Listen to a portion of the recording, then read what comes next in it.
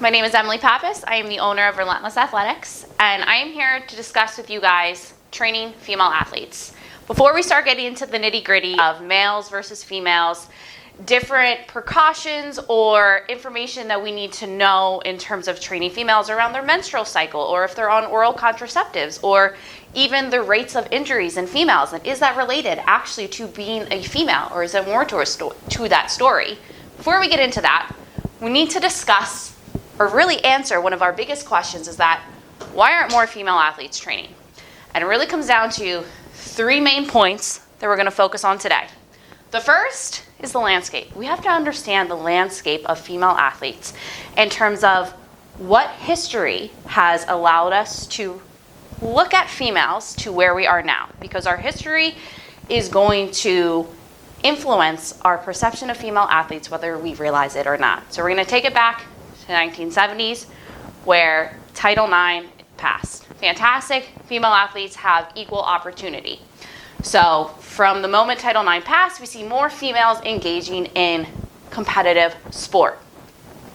Fast forward to the 1980s, the NCAA is allowing females to compete under their large umbrella. So now we see even more high levels of competition for female athletes that are occurring in the collegiate level. 10 more years later, 1990, we have all of this medical discourse claiming that there's an epidemic of female athletes and ACL tears. So we want to backtrack a little bit, and we want to say, okay, we know that strength training is the only method that is been proven to be a dose-dependent preventative measure to helping reduce the chance of these types of injuries. So why aren't more females doing it? Let's backtrack again. When we go back to 1980s, this is really when the sport of bodybuilding really started to hit mainstream media. And more females are being exposed to a hypermuscular female athlete. And in that sense, there has been this type of perception of strength training equals bodybuilding. During that time, strength training is also starting to become more of an accepted science when it comes to strength and conditioning, building athletes. We used to look at strength training as creating a muscle-bound athlete. By the 1980s, they started to realize, okay, strength training is actually something that is going to enhance athletic performance rather than detract from it. But we have to understand that just because strength training during the 1980s started to become accepted, doesn't mean that it was accepted for all populations. And that's one of our biggest focuses, on understanding the landscape of female athletes today. Because in the 1990s, it's an epidemic. Guess what? It's almost 2020, and female athletes are still 3 to 6 times more likely to tear their ACLs or experience some type of overuse injury than a male athlete. And we have to question why. Well, when we start to look at the meager amount of studies that are on athletes primarily ranging in high school, we see that about 50 to 60% of male high school athletes are required to strength train, while less than 10% of females are. So that's going to come to our next point, availability. And that it seems as though strength training is something that is less available for females.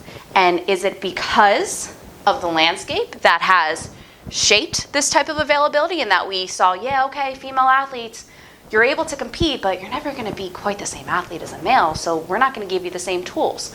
Or is it because there's all of these perceptions around strength training that are quite frankly misinformed, and that strength training is not bodybuilding. Bodybuilding is a sport. And instead of ridiculing females and just saying, okay, they don't understand, our job is to educate them.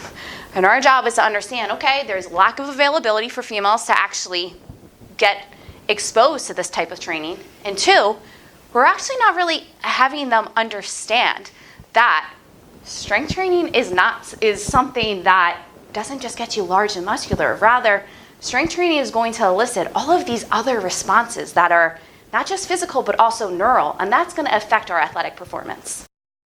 So when we start to think about the difference in availability, we have to start to question, why isn't strength training not quite frankly as available to female athletes as it is to males? If you want to change this perception that strength training is not a male thing, it's not a female thing, it's an athlete thing, we have to look at how we are presenting strength training at the level of these high school athletes, as well as to their coaches and to their parents. And that in most high schools around the country, you walk into their weight room, you're going to see football players are going to be prioritized to get that weight training over anybody else, when quite frankly, whether or not females are predisposed to getting injured or not, we'll talk about that more in future presentations, we know that females are getting injured at a much higher risk than males. So logically thinking, shouldn't females get exposed to strength training before male athletes? Because if we're exposed to the same amount of stressors on the field, yet we're not preparing these athletes for those stressors, we're doing them a disservice. And that all comes down to, how do we make strength training more available to females? Yeah, there's not a lot of female strength coaches out there. And we know that females, more often than not, are going to be able to bond or understand something such as the necessity of strength training when it's coming from someone that they can relate to, such as a female. Beyond that, we have to talk about, okay, maybe there's a lack of availability because there's a lack of desire for it. So how can we make females understand that they need to get stronger? It comes down to education. And that comes down to debunking some of these myths that have been around for far too long. Goodness, since the 1990s, we have been talking about and questioning, does lifting heavy make you bulky? Clearly the way that we have been going about trying to educate this population really isn't that efficient, and that these myths are still being perpetuated. So when we think about how to educate females, their coaches, and their parents on the necessity of strength training, we have to be able to relate to them in such a manner that they can see where strength training fits into their schedule. And that when you're talking to a female that wants to run faster, she's looking at lifting weights. How does she know that that's going to get her faster? It doesn't make sense to her. Rather, she's thinking, okay, I should probably go play more of that sport, or I should run more. And that really comes down to the strength and conditioning coach. And that's our job, to educate and sit down with the parents and to explain to our athletes that strength training is not just something where we go through the reps and put on muscle. Rather, it's something that teaches you how to move. Your sport, for a female, is going to teach you these technical and tactical skills of where should I position myself on the field when there's a breakaway, or during this play, how do I kick that ball so I receive it to my striker up front? Rather than those types of skills, what about educating on them the importance of, but does your female athlete understand how to actually stabilize her core before she kicks that ball? Because if she does, she's going to kick that ball a lot faster. And when you start to frame that understanding of how strength training teaches you how to move, parents and coaches and females start to become more receptive of, oh, that's why I have to get stronger. And then if you want to get into the injury debate, make it simple for them. Talk to females about, okay, most of these injuries that are occurring for females, let's talk ACL tears. Is it because of our Q angles, or is it because of our hormones? That's a conversation in itself. But ACL injuries when non-contact are just overuse injuries. So that means that we are exposing our females' bodies to more force than they have the capacity to handle. So what does that mean? That means that we have to improve that body's capacity to handle more forces.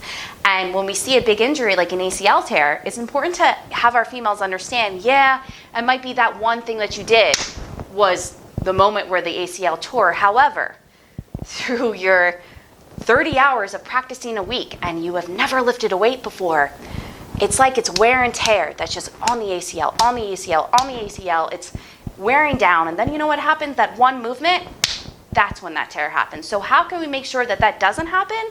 Let's improve your body's capacity.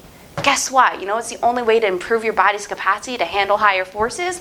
That's to get it stronger. That's to teach your body how to move as a unit so that more muscles are acting in coordination.